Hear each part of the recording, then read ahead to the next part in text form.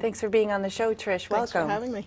This is a really exciting new position. You're Portland's very first Neighborhood Prosecutor. Yes. Now, there's some ambiguity there. So let's talk about, first of all, where the program came from and who you work with every day and Sure. what you do. Chief James Craig, who Yes. came to Portland almost 2 years ago from LA, actually brought this concept along with him. Oh, great. And wanted to develop it here as he had seen it developed there, with the acknowledgement that Portland's very different. Yes. And so my mandate from him was to go out into the community, see what the quality of life issues are, Yes. and let's come up with some effective ways to deal with them. And so you've kind of gone out, and who do you Yes. talk to kind of get this information? Do you just go out on the beats, or do you talk to the police, or? Everything and more. Yeah. I work within the Community Services Division of the Police Department, so that's made up of the senior lead officers and the police coordinators who are in our various centers around the city. So those are Right. civilians. They interact with the neighborhoods, of course, all the time. So they're a great first go-to. They're an amazing resource. The Yeah. city. So one thing, as a Portland resident, I'm just so delighted to see what we have in terms of our police resources. I've been so impressed.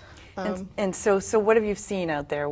I mean, I know graffiti seems to be an issue, Graffiti. but also these landlords that Yes. have some trouble tenants and Disorderly houses. They're disorderly called. houses. And they're officially defined that way through our ordinances. Okay.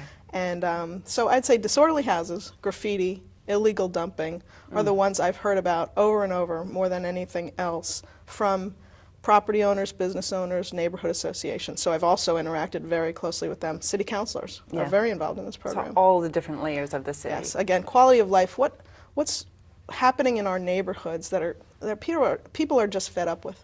They're getting tired of seeing the garbage all the time. They're getting Absolutely. tired of the graffiti. What can we do about it? So it must be very empowering for everybody to see that there's somebody who's kind of enforcing these civil issues. I think so. So let's clarify. These are civil issues Yes. that you're dealing with. You're not going around giving tickets or... That's exactly right. Okay. I'm not a district attorney, although I work very closely with the Stephanie Anderson's office, Yes. the district attorneys. They've been amazingly supportive of this program as well. Yes.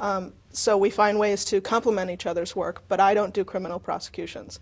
I also don't issue summonses. That would be issued by either city constables or the police department. Right. But I'll follow up on those, and I'll take those through court, and I'm aggressively prosecuting things such as public urination. Yes. Drives people nuts. We have a little problem with that of our own. It's amazing.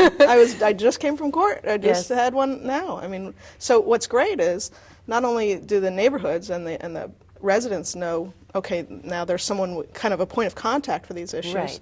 The police officers know there's someone who's going to be really pushing this through court. So I've seen my court appearances go up by maybe 5 or 10 times what they were when I first came in. So they're really writing these summonses up a lot more. People are paying their fines and being held accountable. And it's not tying up the police time so that they can move on to other things that are Not at maybe all. a little bit more dangerous or more pressing in some ways. but Not at these- all. In fact, we've made sure that the police efforts aren't increasing their workload to any degree. They can just write up a simple summons, no report has to be filed, and when we can carry that through. And you're following it all the way through. Absolutely. I go to the arraignments and everything. So let's talk about this. You talked about enforcement, and that's kind of the meat and potatoes of what you're Absolutely. doing. You're enforcing what has already been posed as an issue. You're Yes. making sure that things are getting taken care of. How does the listening aspect, people say you're a very good listener, how does that fit into this enforcement? I think it's so important to, number one, it came into play when I went around to the neighborhoods and said, what are the problems? I don't want to make up what should be the list of things to tackle. Not just your pet peeves. Not at all. And I have them too. I'm a resident. So it's that, but it's also when I'm dealing with maybe defendants in a civil violation case or landlords who, the calls to the police are really getting up there and we need to deal with it.